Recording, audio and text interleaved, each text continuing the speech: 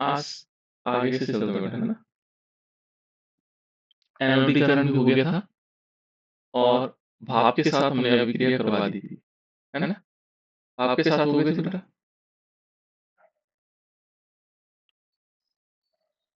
भाप के साथ अभिक्रिया हो गई थी, बिल्कुल ये बहुत इंपॉर्टेंट है भाप के साथ आयरन की अभिक्रिया, है ना? आयरन के भाप के साथ अभिक्रिया। ये भी हमने बता दिया था कि जो धातुएं होती हैं वो अम्लों के साथ अभिक्रिया करती हैं और उन अम्लों में नाइट्रिक अम्ल के साथ नहीं करती। लेकिन नाइट्रिक अम्ल के साथ दो दो धातुएं ऐसी हैं जो नाइट्रिक अम्ल के साथ अभिक्रिया करती हैं। कौन कौन से बेटा? दो धातुएं ऐसी हैं जो नाइट्रिक अम्ल के साथ अभिक्रिया करती हैं। कौन कौन से दो धातुएं हैं? उन धातुओं का नाम बताना है जो नाइट्रिक अम्ल के साथ अभिक्रिया करती है। तब नाइट्रिक अम्ल के साथ, ये तो हमने बताया था कि नाइट्रिक अम्ल के साथ धातुएं अभिक्रिया करके हाइड्रोजन गैस उत्सर्जित नहीं करती है। ये तो नहीं करती है ना? लेकिन दो अपवाद के रूप में हमने बताया था। कौन कौन से थे? दो धातुएं ऐसी थी जो नाइट्रिक अम्ल के साथ अभिक्रिया करके हाइड्रोजन गैस उत्पन्न कर सकती है। ये क्रिया करती है। इसी को याद है बेटा, मैग्नीज और मैग्नीशियम। याद रखिएगा, एक तो मैग्नीज था और दूसरा मैग्नीशियम। ये दोनों नाइट्रिक अम्ल के साथ अभिक्रिया करती है। देखो, मैग्नीशियम और मैग्नीज अति तनु नाइट्रिक अम्ल के साथ, देखो नाइट्रिक अम्ल के साथ क्या करती हैं? ये साथ अभिक्रिया करके हाइड्रोजन गैस उत्सर्जित करती हैं। ये दो गैसें करती हैं, बाकी नहीं करती। दो धातुएं करती हैं, एक मैग्नीशियम है और मैग्नीज है। बाकी जो है इसके साथ कोई अभिक्रिया नहीं करती। ठीक है, तो ये हो गया बड़ा, तो हमारे पास है। ये इंपॉर्टेंट है, ध्यान रखना। अम्लराज पर हम बात कर रहे हैं। अम्लराज बहुत इंपॉर्टेंट है। किसी को मालूम है बेटा अम्लराज क्या होता है? इसको यानी कि अम्लों का भी राजा है और इसको हम बना सकते हैं। इसको लैब में हम बना सकते हैं अम्लराज। अम्लराज होता क्या है? इसको वैसे एक्वारेजिया कहते हैं, अंग्रेजी में बोलते हैं एक्वारेजिया, अम्लराज। ठीक है ना? अम्लों का राजा है। तो कौन सा होता है अम्लों का राजा? देखो, ये दो चीजें हैं। एक तो यहाँ पर हाइड्रोक्लोरिक अम्ल HCl, और दूसरा क्या होता है? HNO3। HNO3 का नाम क्या था? HNO3 का, हाँ बोलो। नाइट्रिक अम्ल। हाँ, अन्य बच्चे बताएंगे बेटा क्या है? नाइट्रिक अम्ल। क्या है? नाइट्रिक अम्ल। इसको हम बोलते हैं नाइट्रिक अम्ल। ठीक है ना? ये नाइट्रिक अम्ल हमारे पास, इन दोनों का मिश्रण होता है बेटा, ये अम्लराज। लेकिन इसमें रेशो फिक्स होता है। ठीक है ना? ये जो शब्द है, ये देखो, इसको हम क्या कहा जाता है? रॉयल जल। ठीक है ना? रॉयल जल का लैटिन शब्द है ना? रॉयल जल, ये रॉयल जल का लैटिन शब्द है इसके लिए। ठीक है ना? और इसमें देखो, जो हमारे पास अम्लराज होता है 3:1। याद रखना, 3:1। 3:1 के अनुपात में सांद्र हाइड्रोक्लोरिक अम्ल और सांद्र नाइट्रिक अम्ल का ताजा मिश्रण होता है ना? इसमें क्या किया जाता है कि हमारे पास तीन, यदि 3 अनुपात में लिया जाता है, वो लिया जाता है हाइड्रोक्लोरिक अम्ल HCl, और एक मात्रा में लिया जाता है नाइट्रिक अम्ल सांद्र नाइट्रिक अम्ल, है ना? HNO3। इनकी मात्राएं इस प्रकार से मिलाई जाती है। जैसे मान लो 30 ml हमने क्या मिलाया? हाइड्रोक्लोरिक अम्ल मिलाया, तो हमें 10 ml क्या मिलाना पड़ेगा? ये HNO3 नाइट्रिक अम्ल मिलाना पड़ेगा। तो जो ये मिश्रण बनेगा, जो ये ताजा मिश्रण बनेगा, ये है बेटा अम्लराज। इसको बोलते हैं अम्लराज, एक्वारेजिया, है ना? इसको हम क्या बोलते हैं? एक्वारेजिया। ये एक्वारेजिया है। इसको हम क्या बोलेंगे? एक्वारेजिया।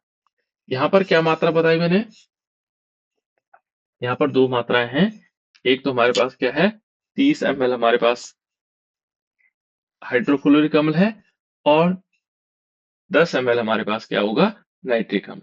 यानी कि हम कह सकते हैं 3:1, 3:1, 3:1 के अनुपात में कौन कौन सी चीजें मिलाई जाती है? एक तो मिलाई जाती है हाइड्रोक्लोरिक अम्ल HCl, और दूसरा मिलाया जाता है इसमें HNO3, इसको बोलते हैं नाइट्रिक अम्ल। ठीक है ना? इन दोनों को मिला करके हमारे पास क्या बन जाता है? ये बनता है एक्वारेजिया। इसको क्या बोलते हैं बेटा? एक्वारेजिया। ठीक है ना? तो एक्वारेजिया हमें पता लग गया। एक्वारेजिया क्या हो गया? 3:1, 3:1। याद बार बार रखिएगा, 3:1, यानी कि 3 अनुपात किसका होगा? HCl का, और एक मात्रा होगी, 3 भाग होंगे हाइड्रोक्लोरिक अम्ल का, और एक भाग किसका होगा? नाइट्रिक अम्ल का। तो जो ये बनेगा, इसे बोलेंगे हम अम्लराज। और देखो बेटे कितना खतरनाक होता है। ये कहता है कि यह गोल्ड को भी गला सकता है। गोल्ड माने, गोल्ड का प्रतीक क्या होता है बेटा? गोल्ड का प्रतीक, AU। हाँ, गोल्ड का प्रतीक होता है AU, है ना, जिसको हम सोना बोलते हैं, है ना। ये सोने को भी गला सकता है, इतना तेज अम्ल होता है, इसीलिए इसको अम्लराज कहा जाता है। इन अम्लों में भी सबसे ज्यादा पावरफुल तो ये अम्लराज होगी। याद रखना है इसको, है ना, क्योंकि अम्लराज पूछा जाता है बहुत बार। दूसरा एक बहुत महत्वपूर्ण है, वो है सक्रियता श्रेणी। ठीक है ना? ये काफी काम की चीज है बेटा। इससे हम पता लगाते हैं कि कौन सी अभिक्रिया संभव है और कौन सी अभिक्रिया संभव नहीं है।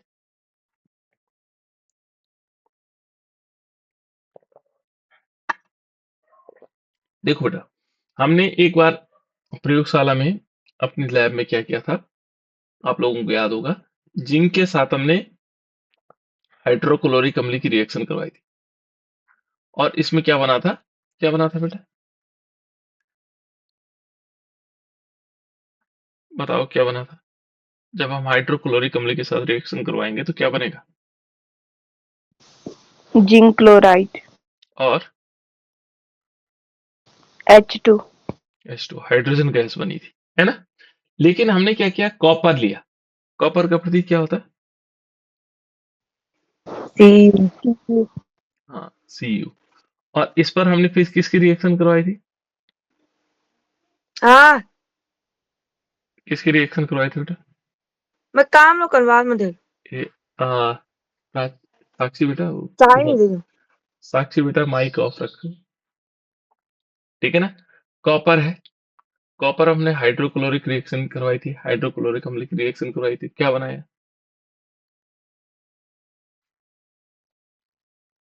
देखो, जैसे कॉपर कॉपर है, क्लोराइड।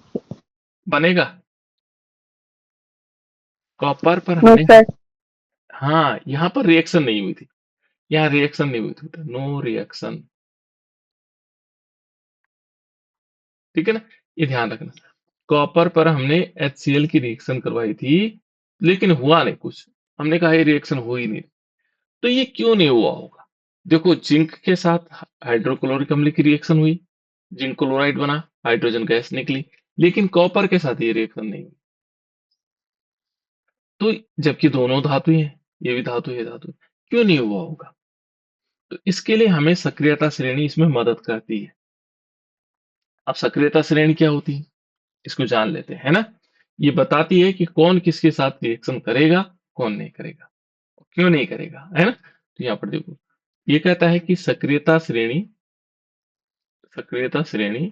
वह सूची है जिसमें धातुओं को क्रियाशीलता के अवरोही क्रम में रखा गया है। घटते का, अवरोही का मतलब होता है बेटा घटते हुए क्रम में रखा गया। सक्रियता श्रेणी क्या है? वह सूची है जिसमें धातुओं को क्रियाशीलता के घटते हुए क्रम में रखा गया। पहले सबसे ज्यादा क्रियाशील, फिर उसके बाद कम क्रियाशील, उसके बाद और कम क्रियाशील, अवरोही, घटते हुए क्रम में व्यवस्थित किया गया, जिसे सक्रियता श्रेणी कहते हैं। ये डेफिनेशन भी है इसकी। सक्रियता श्रेणी क्या हो गई? वह सूची हो गई जिसमें क्या होता है, धातुओं को धातुओं को या धातुओं की क्रियाशीलता को अवरोही क्रम में रखा गया है। वहां अवरोही क्रम में, घटते हुए क्रम में रखा गया। सबसे ज्यादा क्रियाशील ऊपर, फिर उसके बाद कम क्रियाशील, फिर कम क्रियाशील, सबसे कम क्रियाशील लास्ट। ये है बेटा, इसको याद भी रखना है ना। देखो यहां पर है, सबसे ऊपर है पोटेशियम। सबसे ऊपर कौन सा है? पोटेशियम, सबसे अधिक क्रियाशील। फिर उसके बाद कौन है? सोडियम। ये पूरी याद रखनी बेटा, आपको पूरा याद करना है इसको सक्रियता से। उसके बाद है कैल्शियम, ठीक है ना। उसके बाद है मैग्नीशियम, उसके बाद है एल्यूमिनियम, उसके बाद है जिंक, उसके बाद है आयरन, आयरन के बाद है लेड, लेड के बाद है हाइड्रोजन, और हाइड्रोजन के ठीक नीचे कौन है? कॉपर। कॉपर के बाद कौन सा? Hg, है ना। उसके बाद सिल्वर, उसके बाद Au। सबसे कम क्रियाशील कौन सा है? ये हमारे पास सिल्वर, और उसके बाद Au, ठीक है। इसको एक ट्रिक से भी याद किया हुआ रहता है बच्चों ने, है ना। बहुत सारे बच्चे इसको ट्रिक से याद करते हैं। और उसकी ट्रिक क्या है? देखो बेटा, उसके ट्रिक जो मुझे पढ़ने को मिला एक बार, ठीक है ना।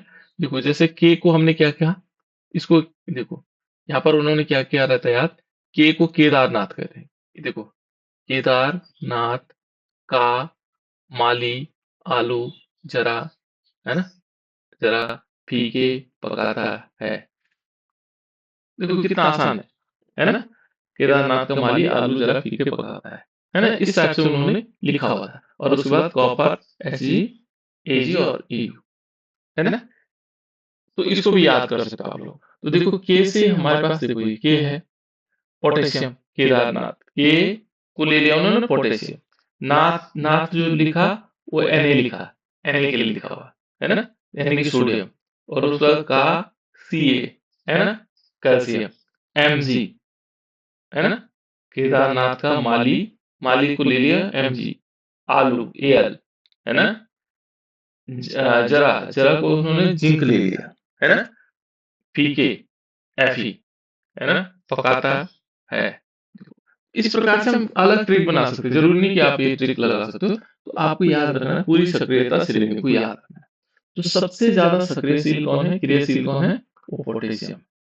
उसके बाद सोडियम है, उसके बाद कैल्शियम है, उसके बाद मैग्नीशियम है, एल्युमिनियम है, फिर जिंक है, फिर उसके बाद आयरन है, फिर उसके बाद लेड है, फिर उसके बाद हाइड्रोजन है, और हाइड्रोजन के बाद कॉपर है, कॉपर के बाद Hg, और Hg के बाद एल्युमिनियम, एल्युमिनियम के बाद गोल्ड, सॉरी एल्युमिनियम, एल्युमिनियम में सिल्वर के बाद गोल्ड, सिल्वर है। इनमें दो तीन क्वेश्चन बनते हैं। देखो अब यहाँ पर क्यों जिंक के साथ क्यों रिएक्शन की? जिंक क्या करता है, जिंक इस हाइड्रोजन से ऊपर है। यहाँ देखो, यहाँ पर हाइड्रोजन है, और जिंक कहाँ है? यहाँ है। ये क्रियाशील ज्यादा है, ये इससे क्या कर देता है, हाइड्रोजन को क्या कर देता है, हटा करके Cl2 से रिएक्शन कर लेता है। लेकिन यहाँ पर देखो, ये कॉपर नीचे, तो कॉपर इस हाइड्रोजन को नहीं हटा पाता। जो नीचे होगा कम क्रियाशील है, उसको नहीं हटा पाएगा, नहीं हटा पाएगा तो नो रिएक्शन, ऊपर वाले में रिएक्शन हो रही। आयरन के साथ तुम क्या करोगे, Fe के साथ HCl के रिएक्शन करवाओगे, तो क्या बनाएगा, FeCl2 बन जाएगा, और प्लस हाइड्रोजन गैस निकल जाएगी, क्योंकि Fe ऊपर है, किससे? हाइड्रोजन से। हटा सकता है हाइड्रोजन को इससे, HCl। लेकिन ये नहीं कर पाएंगे, कौन कौन नहीं कर पाएगा? कॉपर नहीं कर पाएगा, Hg नहीं कर पाएगा, Ag नहीं कर पाएगा, और Au नहीं कर पाएगा। तो ये सारे के सारे क्या है बेटा, सक्रियता श्रेणी। इस पूरी सक्रियता श्रेणी को आपको याद रखना है। ये तो छोटी है ना, आगे बड़ी क्लास में ज्यादा बड़ी हो जाएगी। तो हमें ये ध्यान रखना है सबसे ऊपर कौन सा है। और इनमें एक क्वेश्चन और बनता है, सक्रियता कौन सी दो धातुएं हैं जो प्रकृति में मुक्त अवस्था में पाई जाती? प्रकृति में मुक्त अवस्था में पाई जाती कौन सी ऐसी दो धातुएं हैं? कौन सी हो सकती है बेटा दो धातुएं?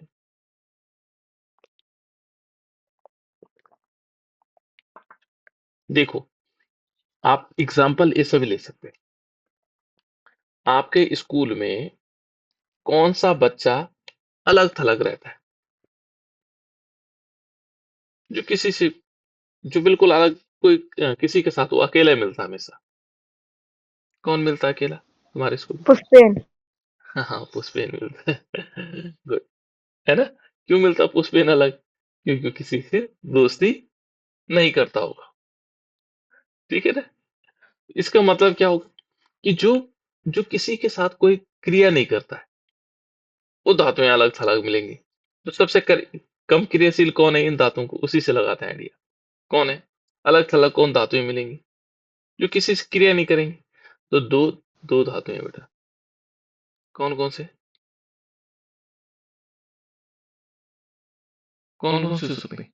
यहाँ पर एजी और एयू, ये बहुत कम क्रियाशील है, इसलिए ये क्या होंगी, स्वतंत्र अवस्था में मिलेंगी। ये कम क्रियाशील होती है ना? बाकी कोई किसी के साथ मिला हुआ होगा, कोई किसी के साथ मिला होगा। जो सबसे ज्यादा क्रियाशील होते हैं, वो तो कभी अकेले मिल ही नहीं सकता है। क्यों? वो कभी इसके साथ दोस्ती होगी, कभी उसके साथ मिलेगा, कभी उसके साथ मिलेगा, है ना? वो कभी किसी और के साथ खड़ा है, कभी किसी और के साथ खड़ा है। तो यहाँ पर क्या है, हमेशा जो कम क्रियाशील होंगे वो अलग मिलते हैं, ठीक है ना? तो यहाँ पर याद रखना कि प्रकृति में सबसे अधिक यस, मुक्त अवस्था में पाई जाने वाले दो धातुएं हैं, वो है सिल्वर और गोल्ड। ये कम क्रियाशील है, इसलिए क्या होते हैं, स्वतंत्र अवस्था में। ये क्वेश्चन पूछा गया है बोर्ड में, 2-3 बार पूछा गया है ना, इसलिए मुझे याद है इसको। अब ये तो है सक्रियता श्रेणी, सबको याद हो जाएगी। इसको याद कर लेना बेटा, ये सारी, ठीक है ना? इसको पोटेशियम से लेकर के और ये तक, यही क्रम आपको याद भी रखना है, ठीक है ना? पोटेशियम हो गया, सोडियम हो गया, कैल्शियम हो गया, मैग्नीशियम हो गया, एल्यूमिनियम हो गया, जिंक हो गया, आयरन, Fe होता है ना? Fe, ये मैं लिख देता हूँ क्योंकि इसमें थोड़ा हो सकता है। पोटेशियम हो गया, ये सोडियम हो गया, कैल्शियम हो गया, मैग्नीशियम हो गया, मैग्नीशियम Mg, है ना? और एल्यूमिनियम हो गया, एल्यूमिनियम के बाद जिंक हो गया, जिंक के बाद आयरन हो गया, Fe, आयरन के बाद Pb, लेड, जिसको हम सीसा बोलते हैं, हाइड्रोजन हो गया, कॉपर हो गया, Hg हो गया, है ना? और लास्ट में Ag और Au, सिल्वर और गोल्ड। ये हमारे पास क्या है, धातुएं हैं जो सक्रियता श्रेणी। देखो, ये घटती हुई श्रेणी, सबसे ऊपर क्रियाशील है, अवरोही क्रम है इसका, घटता हुआ क्रम। तो ये याद रखना, ये कमी तत्व है, इसलिए आप लोग याद कर सकते हैं। तरीका आपका अपना है, आप कैसे याद करते हो, है ना? मैंने बता दिया है कि किस प्रकार से भी याद किया जा सकता है। देखो बेटा, अब नेक्स्ट है इसमें आयनिक गुणधर्म। आयनिक गुणधर्म क्या होता है? यहाँ पर आयन बनते हैं। तो आयन कितने प्रकार के होते हैं? किसी को मालूम है आयन कितने प्रकार के होते हैं?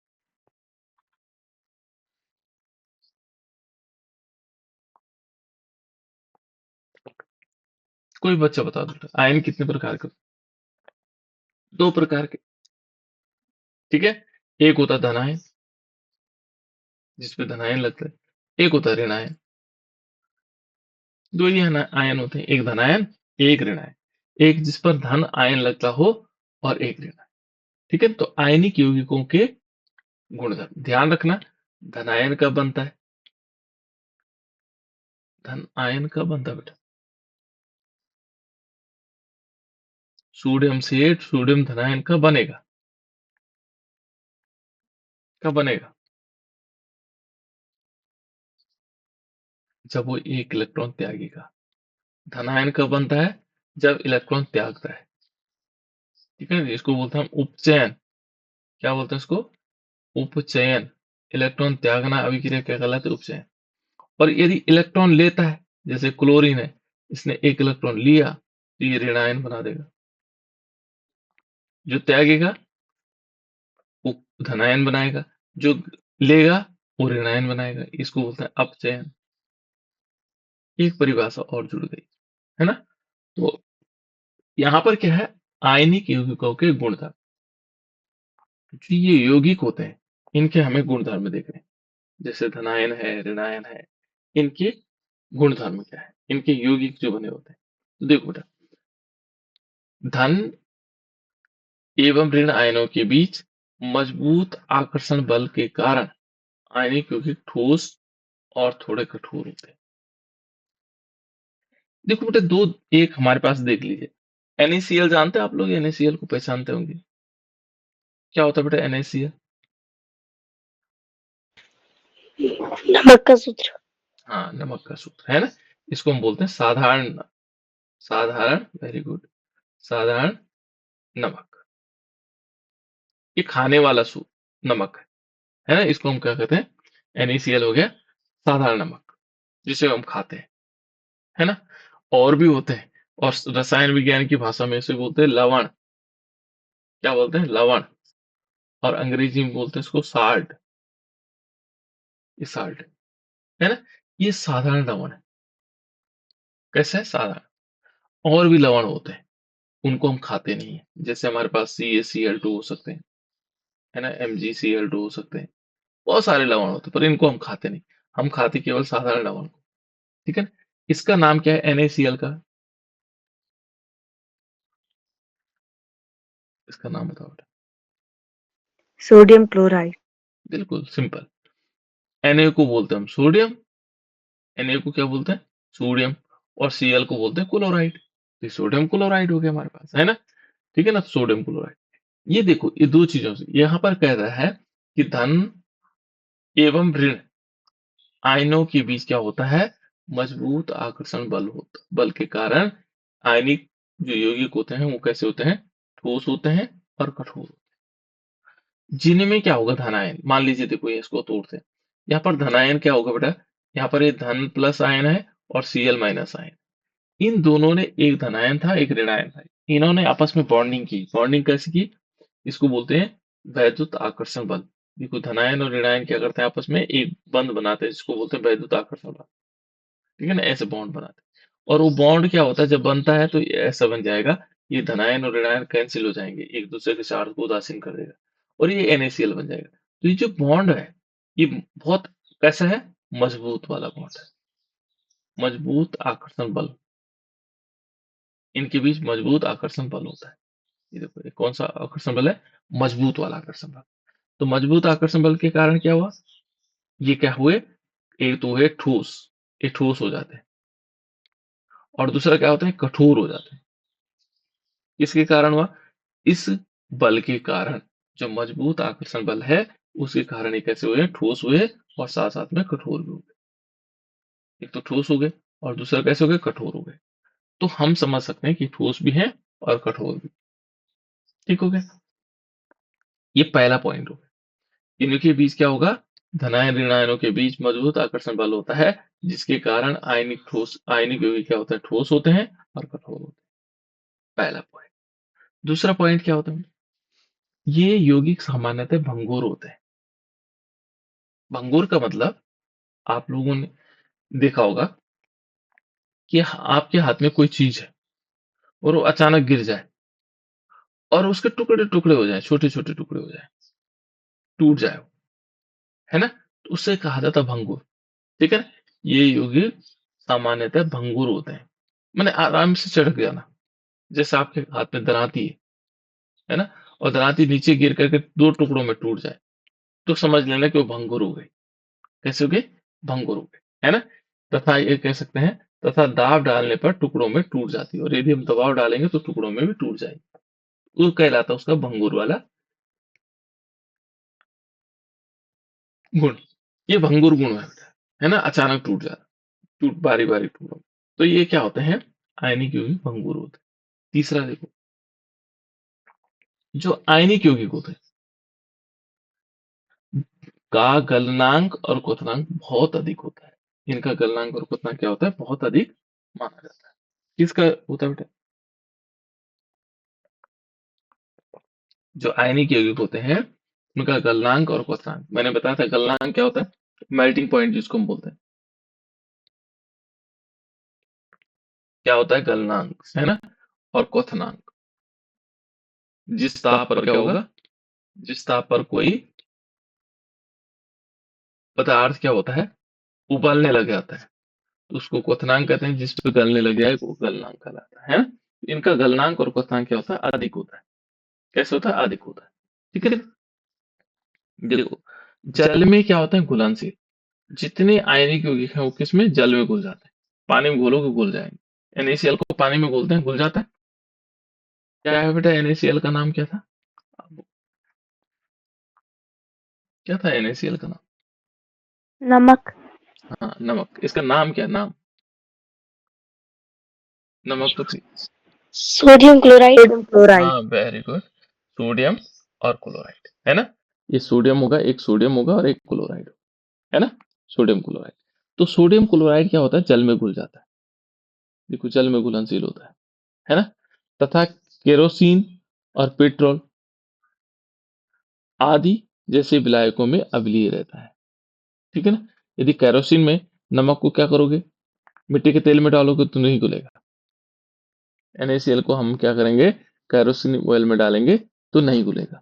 पेट्रोल में डालेंगे तो नहीं घुलेगा, है ना? अच्छा, एक एक चीज बताओ बेटा, एक छोटा सा क्वेश्चन मुझे फिर याद आया। इसमें किसको रखा जाता है? केरोसिन जो ऑयल है उसको किसको रखा जाता है? कौन सी ऐसी धातु है जिसको केरोसिन ऑयल में रखा जाता है? किसी को याद है?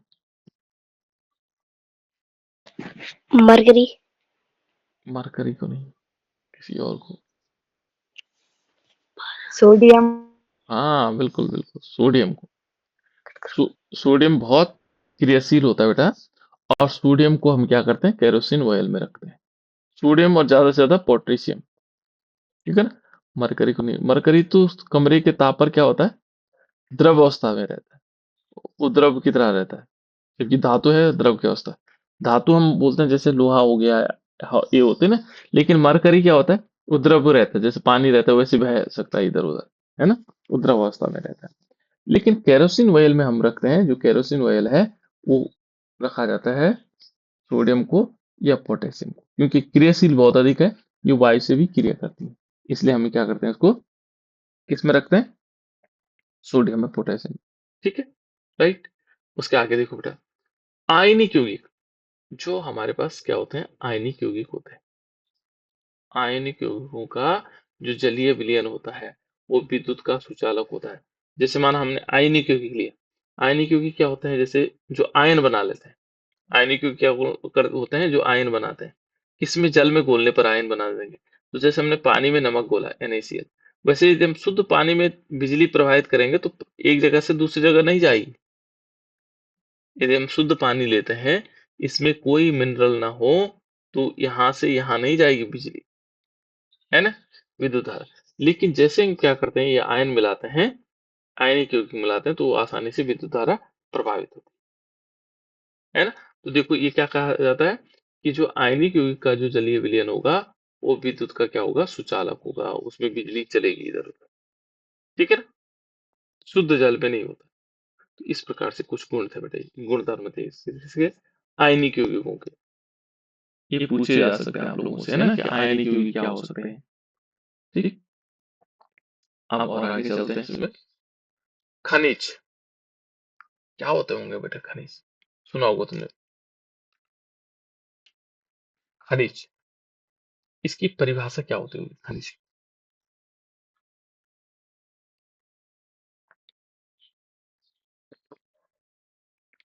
क्या होता होगा खनिज? खनिज को देखो बेटा, खनिज है, किसे कहते हैं? देखो, जो पृथ्वी की भूपर्पटी होती है, भूपर्पटी का मतलब होता है ऊपरी वाली परत। ठीक है ना? पृथ्वी की जो ऊपरी सतह है, पृथ्वी की जो क्या है? ऊपरी सतह है ना? भूपर्पटी में प्राकृतिक रूप से पाए जाने वाले तत्वों या यौगिकों को खनिज कहते हैं। सिंपल है कि जो भी मतलब हमारी पृथ्वी है, इसके ऊपर की जो परत है, इसमें जो पाए जाने वाले तत्व हैं या यौगिक है, उनको हम खनिज कहते हैं। ठीक है ना? जो पृथ्वी की सतह पर पाए जाने वाले तत्व होंगे या यौगिक होंगे, उनको हम क्या बोलेंगे? खनिज बोलेंगे। उनको खनिज कहा जाता है, तत्वों को और यौगिकों को, जो कहाँ है? पृथ्वी की ऊपरी सतह पर मिल जाते हैं, उनको क्या कहा जाता है? खनिज कहते हैं। दूसरा है बेटा अयस्क। अयस्क क्या होता है? ये शब्द याद रखने, ये पूछे जाते हैं। खनिज बहुत बार पूछा गया, अयस्क बहुत बार पूछा गया। अयस्क क्या होता है? ये तो समझ में आ गया ना? कि पृथ्वी की जो ऊपर की सतह पर पाए जाने वाले तत्व और यौगिक हैं, उनको हम क्या बोलते हैं? खनिज बोलते हैं। ठीक है ना? पृथ्वी की ऊपरी सतह कह लो, पृथ्वी की ऊपर पट्टी कह लो, है ना? तो पृथ्वी को कह सकते हैं, पृथ्वी की प्राकृतिक रूप से क्या पाए जाने वाला है? प्राकृतिक मतलब जिसको नेचुरल रूप से हम कह सकते हैं, है ना? कि जो जिसमें हम बनाया नहीं वो, ऐसे तत्वों को हम क्या बोलते हैं? खनिज बोलते हैं। देखो बेटा, अयस्क क्या हुआ? अयस्क हो गए खनिज, जो हमने अभी देखा, जो ऊपरी परत पे पाए गए थे, है ना? देखो, खनिजों में कोई विशेष धातु काफी मात्रा में पाई जाती है। मान लीजिए एक खनिज हमारे पास, कोई खनिज हमें मिला, है ना? और उस खनिज में क्या था? लोहा ज्यादा था, आयरन ज्यादा था। देखो, खनिज में कोई विशेष धातु काफी अधिक मात्रा में है, क्योंकि खनिज में क्या हो सकता है? आयरन भी हो सकता है, सिलिका भी हो सकता है ना? गोल्ड भी हो सकता है, एयू भी हो सकता है, एजी भी हो सकता है, बहुत सारी धातुएं हो सकती है खनिज में, है ना? लेकिन उसमें क्या है? अधिक मात्रा में क्या है? लोहा है। मान लीजिए हमने कहा ये इसमें ज्यादा मात्रा में लोहा है, बाकी है पर बहुत कम मात्रा में है। ठीक है ना? तो देखो, खनिजों में कोई विशेष धातु काफी अधिक मात्रा में होती है, जिसे निकालना लाभकारी होता है। और इसको यदि हम निकाल दें इसमें से, खनिज में से, तो इन इन खनिजों को अयस्क कहते हैं। और ये जो खनिज होगा, ये अयस्क कहलाएगा। अयस्क क्या हुआ? खनिजों में कोई धातु क्या है? बहुत अधिक मात्रा में, जिसे निकालना क्या होता है? लाभकारी होता है। तो इन खनिजों को हम क्या बोलेंगे? अयस्क बोलेंगे। उन्हीं खनिजों को बोलेंगे अयस्क। और हम कहेंगे इसको, ये लोहे का अयस्क है भाई, इसमें लोहा ज्यादा मात्रा में है, और ये क्या है? इसका लोहे का अयस्क हो गया। समझ में हो गया? आगे बेटा समझ में। माना कोई खनिज हमें मिला। No sir. हाँ, वेरी गुड। ठीक है ना? देखो, यहाँ पर हम समझ सकते हैं बेटा। चलो ठीक है, विनीता ने कहा कि हमें नहीं आया समझ में। यहाँ देखो बेटा, खनिज है ना? खनिज तो समझ में आ गया। खनिज समझ में आ गया बेटा। Yes sir. हाँ, यस खनिज। सर। खनिज समझ में आ गया। अब हमें समझना है अयस्क को। अयस्क क्या है? ठीक है ना? मान लीजिए हमने कहा एल्यूमिना है। एल्यूमिना का सूत्र क्या होता है बेटा? Al2O3। एल्युमिनियम ऑक्साइड जिसको बोलते हैं, ये है एल्युमिनियम ऑक्साइड। ये एक प्रकार का अयस्क है। मान लो हमने कहा ये अयस्क है। अब इसकी परिभाषा क्या होगी? देखो, अयस्क में क्या है? इसमें खनिज एक हमारे पास एल्युमिनियम है। देखो, खनिजों में, मान लीजिए कोई खनिज है हमारे पास है, खनिजों में कोई धातु काफी अधिक मात्रा में होती है। इस वाले में क्या होगा? एल्युमिनियम अधिक मात्रा में, है ना? और जिसे निकालना, यदि हम इसको निकालेंगे इससे, तो ये हमारे लिए क्या होगा? लाभकारी होगा। एल्युमिनियम का हम बहुत सारा उपयोग करते हैं, एल्युमिनियम के तार बनते हैं, एल्युमिनियम के बर्तन बनते हैं, बहुत सारी जगहों पर हम इसका प्रयोग करते हैं। लाभकारी है इसको निकालना। ठीक है ना? इसकी परिभाषा के अनुसार कहता है, देखो, खनिजों में कोई विशेष धातु काफी अधिक मात्रा में। देखो, इस खनिज में क्या है? ये पूरा खनिज मान लो, ये ऊपर मिलता है हमारे, ऊपर पट्टी पे मिला, और इसमें हमने देखा कि इसमें क्या है? एल्युमिनियम अधिक मात्रा में। क्या है? एल्युमिनियम अधिक मात्रा में। और इसको निकालना, एल्युमिनियम को निकालना हमारे लिए लाभकारी भी है। तो इस जो खनिज है, जिसको हम अभी तक खनिज कह रहे थे, उसी को हम अयस्क कहेंगे। तब हम उसको क्या बोलेंगे? अयस्क कहेंगे, क्योंकि इसमें लाभकारी मात्रा में मिलने वाला पदार्थ है, और अधिक मात्रा में। अब समझ में आया बेटा? विनीता, समझ में आया या नहीं आया? सर नहीं आए। नहीं आया। चलो तीसरी बार एक बार और बताते हैं। यहाँ पर क्या है बेटा? देखो, हमें ये समझना है कि अयस्क क्या हुए। तो पहले हम खनिज को जानते हैं। खनिज तो पता है। खनिज क्या हुआ? पृथ्वी की सतह पर पाए जाने वाला यौगिक भी हो सकता है, और तत्व भी हो सकता है। मान लीजिए हमें मिला Al2O3, ये वाला खनिज मिला। ठीक है, इसको हम बोलते हैं पहले खनिज। लेकिन इस खनिज में क्या था? इसमें एक धातु अधिक मात्रा में, यदि कम मात्रा में होती तो तब नहीं लेते। कौन सी थी? एल्युमिनियम अधिक मात्रा में थी। माना हमने भूपर्पटी पे देखा तो हमने कहा ये खनिज मिला, कौन सा, एल्युमिनियम ऑक्साइड, क्योंकि भूपर्पटी पर ऊपर मिल गया। अब इसमें देखा हमने, इसमें तो एल्युमिनियम बहुत अधिक मात्रा में है। एल्युमिनियम क्या है, बहुत अधिक मात्रा में है, ठीक है ना। और अधिक मात्रा में होने से क्या हुआ, इस खनिज में देखो कोई धातु, धातु कौन सी है, एल्युमिनियम अधिक मात्रा में है। और ये इसे हम निकालने पर भी ये क्या हमारे लिए लाभकारी है, इससे हमें लाभ होता है। लाभ क्या होता है, इसमें हमारे एल्युमिनियम के तार बनते हैं, एल्युमिनियम के बर्तन बनते हैं। ये हमारे लिए लाभकारी है। कौन से, इस खनिज में एल्युमिनियम बहुत अधिक मात्रा में है ना, इस खनिज में एल्युमिनियम अधिक मात्रा में है ना। कोई विशेष धातु का मतलब हो गया एल्युमिनियम हो सकती है ना। या हम Fe2O3 लेते हैं, या Fe2O4 लेते हैं, या Fe3O4 लेते हैं। अब ये खनिज मिला हमें, खनिज का मतलब ये पृथ्वी की सतह पर, ऊपरी सतह पर मिला। इसमें देखा हमने, इसमें क्या है, आयरन अधिक मात्रा में, क्या है, कोई धातु क्या है, अधिक मात्रा में, देखो आयरन अधिक मात्रा में है ना। और इसको निकालना हमारे लिए लाभकारी भी हो रहा है। इसी खनिज को, जो ये खनिज था, इसी को हम अयस्क कहते हैं। ये खनिज जो है पूरा क्या हो जाएगा, अयस्क हो जाएगा। किसका अयस्क हो जाएगा, लोहे का। ऊपर वाला किसका अयस्क हो जाएगा, एल्युमिनियम का, ठीक है ना। तो इन्हीं खनिज को हम अयस्क के रूप में कह रहे हैं, क्योंकि उनमें कोई धातु क्या है, ज्यादा मात्रा में है ना, और वो लाभकारी भी है। उन्हीं खनिजों को हम क्या बोल रहे हैं, जो खनिज वो पृथ्वी की ऊपरी सतह में है, उन्हीं को हम क्या बोल रहे हैं, अयस्क बोल रहे हैं। उन्हीं को हम अयस्क बोल रहे हैं, लेकिन उनकी विशेषता क्या है, उनमें कोई धातु क्या है, अधिक मात्रा में है। जैसे इसमें एल्युमिनियम अधिक मात्रा में, इसमें आयरन अधिक मात्रा में, ठीक है ना। और उसको निकालना भी हमारे लिए लाभकारी होता है। इसको यदि हम इससे अलग करेंगे तो लाभकारी हो रहा है। देखो आयरन से क्या क्या चीजें बन सकते हैं हमारे, बहुत सारी चीजें बन सकती है ना। आयरन से हमारे पास बहुत सारी चीजें बनती है। तो ये आयरन है बेटा, देखो इस प्रकार से हम निकाल सकते हैं, ठीक है। अब समझ में आया, यानी कि है तो खनिज वही, अयस्क भी खनिज है, लेकिन उस अयस्क में क्या है, कोई धातु ज्यादा मात्रा में है, और जिसे निकालना लाभकारी होता है। अब समझ में आया बेटा, Yes, sir. ठीक है ना। चलो, ये तो हमारे पास दो शब्द हो गए, एक तो हमारे पास खनिज हो गया, और दूसरा हमारे पास क्या हो गया, अयस्क हो गया। इस समय हम 10th की क्लास पढ़ रहे हैं बेटा, है ना। ठीक 5:15 पर शुरू करेंगे 12वीं के, है ना। देखो, अब देखो इसमें देखो, जैसे हमारे पास सोना है, गोल्ड जिसको बोलते हैं, सिल्वर है जिसको हम चांदी बोलते हैं, प्लेटिनम है, और कॉपर है, ठीक है ना। देखो अभी मैंने एक क्वेश्चन पहले पूछा था आपको कि सबसे ज्यादा स्वतंत्र अवस्था में पाई जाने वाली धातुएं कौन सी है। तो देखो Au, Ag, Pt और कॉपर, ये चार धातुएं हैं बेटा हमारे पास।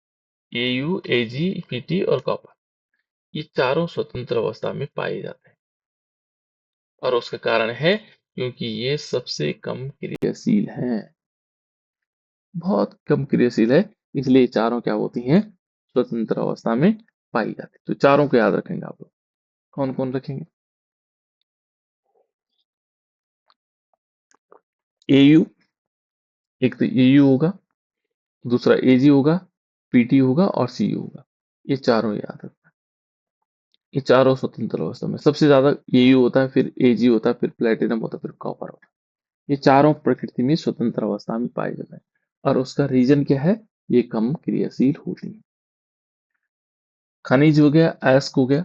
अब तीसरा शब्द आता है बेटा, बहुत ज्यादा पूछा जाता है, गैंग। गैंग क्या है, गैंग, किसी को मालूम है बेटा, गैंग, गैंग, इस शब्द को भी बोर्ड एग्जाम में बहुत बार पूछा जाता है। तीनों शब्द, खनिज, अयस्क और गैंग। गैंग क्या होता है, देखो बेटा गैंग क्या होता है। देखो जो हमने खनिज लिए थे ना, जो पृथ्वी की ऊपरी सतह पर मिले थे ऐसे, है ना, पृथ्वी के ऊपर की सतह में। और जो देखो बेटा, पृथ्वी से खनित अयस्कों को, जो हमने उनको निकाला, मान लीजिए हमने अयस्क निकाले, पृथ्वी से निकाले अयस्क, पृथ्वी की सतह पर पाए गए कुछ अयस्क मिले हैं। और अयस्क में क्या होता है, जब हमने निकाला तो उसमें क्या होता है, मिट्टी होगी, रेत होगा, और अशुद्धियां भी हो सकती, कई अशुद्धियां उनमें होंगी। तो जो ये मिट्टी, रेत और अशुद्धियां हैं, इन्हें हम गैंग कहते हैं। इस अयस्क में जो क्या होंगे, अयस्क में जो उपस्थित क्या होंगे, मिट्टी होगी, क्योंकि मिट्टी भी लगी होगी इसमें, है ना, रेत भी लगा होगा, और अन्य अशुद्धियां भी होंगी, अन्य कुछ अशुद्धियां मिली हुई होंगी, तो उसको हम क्या बोलेंगे, गैंग। जो ये अशुद्धियां हैं, ये जो अशुद्धियां हैं, ये इन्हें कहेंगे हम गैंग। जो हमने क्या किया, वो अयस्क लिया, उस अयस्क में अधिक मात्रा माना Fe2O3 लिया, है ना, ये मिला हमें पृथ्वी की सतह पर। लेकिन इसमें मिट्टी भी लगी हुई थी, रेत भी लगा था, अन्य कुछ और अशुद्धियां मिली हुई थी इसके साथ। तो इसको जब हम अलग करेंगे, तो जो ये मिट्टी, रेत और अन्य अशुद्धियां हैं, इनको कहेंगे गैंग। ये कहलाएगा गैंग। क्या कहलाएगा, गैंग। ये है गैंग। ठीक है ना। पृथ्वी की से खनित अयस्कों में मिट्टी, रेत, कई अशुद्धियां होती हैं, जिन्हें हम क्या बोलते हैं, गैंग बोलते हैं। ये गैंग है बेटा। अशुद्धियों को गैंग कहा जाता है, सिंपल ही बात है ना। ये गैंग हो जाए। तो ये थे बेटा। अब उसके बाद है सक्रियता श्रेणी से, सक्रियता श्रेणी में नीचे आने वाले जो तत्व हैं, आने वाले तत्वों, है ना, नीचे आने वाले जो क्या होंगे, आने वाली धातुओं का निष्कर्षण, है ना, उनको हम कैसे निकाला जाता होगा। ठीक है ना? इसको कल बताते बेटा आप लोगों को, थोड़ी सी है इसमें, भर्जन होगा, निस्तापन होगा, हर्मिट अभिक्रिया। अभी 1-2 दिन और चलेगा, 2-3 दिन या 1-2 दिन हमारा ये चैप्टर और चलेगा। ठीक है ना? इस प्रकार से हम इसको